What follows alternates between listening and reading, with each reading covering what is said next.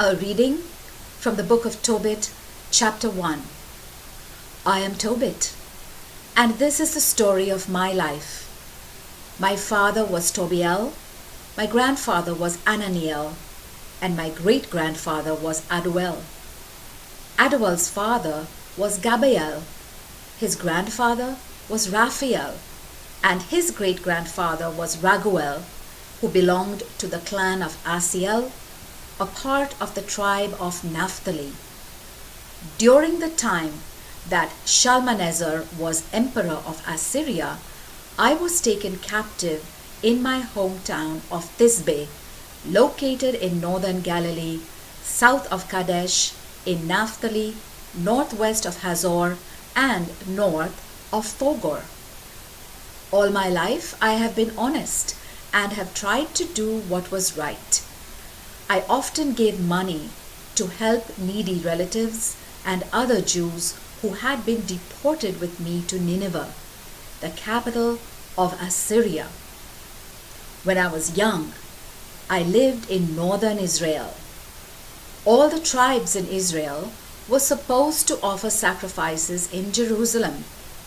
It was the one city that God had chosen from among all the Israelite cities as the place where his temple was to be built for his holy and eternal home.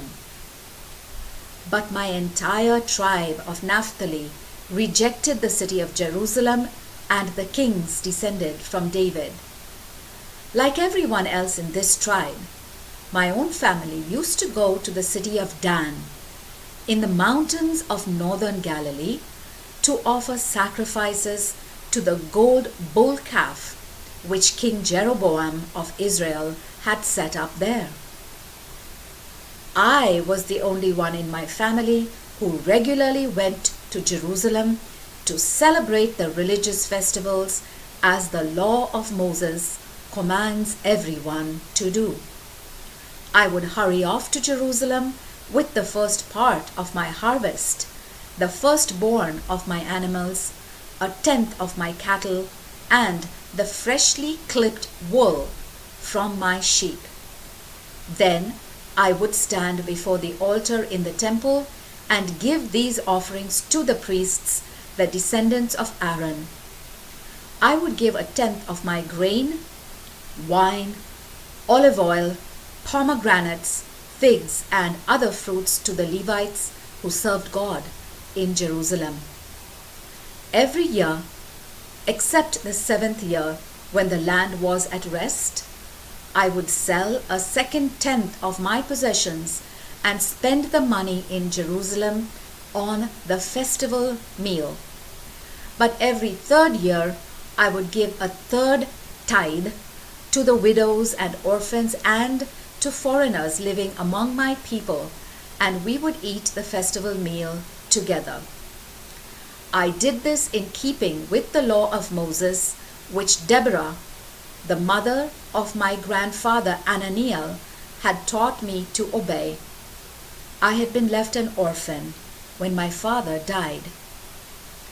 When I grew up, I married Anna, a member of my own tribe. We had a son and named him Tobias.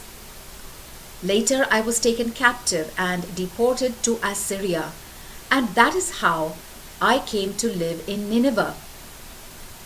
While we lived in Nineveh, all my relatives and the other Jews used to eat the same kind of food as the other people who lived there, but I refused to do so. Since I took seriously the commands of the Most High God, he made Emperor Shalmaneser respect me, and I was placed in charge of purchasing all the emperor's supplies. Before the emperor died, I made regular trips to the land of Media to buy things for him there. Once, when I was in the city of Rages in Media, I left some bags of money there with Gabael, Gabrias's brother, and asked him to keep them for me. There were more than 600 pounds of silver coins in those bags. When Shalmaneser died, his son Sennacherib succeeded him as emperor. It soon became so dangerous to travel on the roads in Media that I could no longer go there. While Shalmaneser was still emperor, I took good care of my own people whenever they were in need. If they were hungry, I shared my food with them. If they needed clothes, I gave them some of my own. Whenever I saw that the dead body of one of my people had been thrown outside the city wall, I gave it a decent burial. One day, Sennacherib cursed God, the king of heaven. God punished him, and Sennacherib had to retreat from Judah. On his way back to Media, he was so furious that he killed many Israelites. But I secretly removed the bodies and buried them, and when Sennacherib later searched for the bodies, he could not find them. Then someone from Nineveh told the emperor that I was the one who had been burying his victims. As soon as I realized that the emperor knew all about me and that my life was in danger, I became frightened. So I ran away and hid. Everything I owned was seized and put in the royal treasury. My wife Anna and my son Tobias were all I had left. About 6 weeks later, 2 of Sennacherib's sons assassinated him and then escaped to the mountains of Ararat. Another son, Esarhaddon, became emperor and put Ahikar, my brother Anael's son, in charge of all the financial affairs of the empire.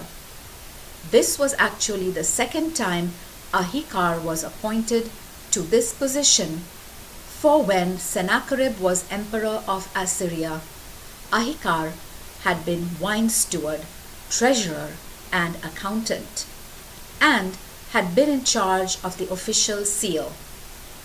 Since Ahikar was my nephew, he put in a good word for me with the emperor, and I was allowed to return to Nineveh. The word of the Lord.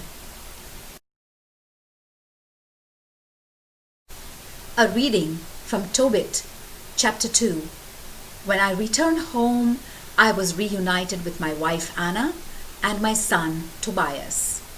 At the harvest festival, which is also called the Festival of Weeks, I sat down to a delicious meal. When I saw how much food there was on the table, I said to Tobias, "Son, go out and find one of our people who is living in poverty here in exile, someone who takes God's commands seriously. Bring him back with you so that he can share this festival meal with us. I won't start eating until you come back." So Tobias went out to look for such a person. But he quickly returned, shouting, "Father, Father!" "Yes, what is it?" I asked.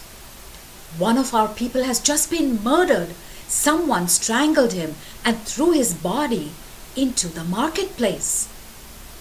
I jumped up and left the table without even touching my food.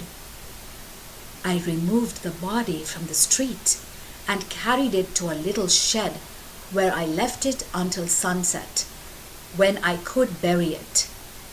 Then I returned home and washed, so as to purify myself. In deep sorrow, I ate my dinner. I was reminded of what the prophet Amos had said to the people of Bethel. "Your festivals will be turned into funerals, and your glad songs will become cries of grief." I began to weep. After sunset, I went out, dug a grave, and buried the man. My neighbors thought I was crazy. "Haven't you learned anything?" they asked. "You have already been hunted down once for burying the dead, and you would have been killed if you had not run away. But here you are doing the same thing all over again." That night I washed so as to purify myself and went out into my courtyard to sleep by the wall. It was a hot night, and I did not pull the cover up over my head.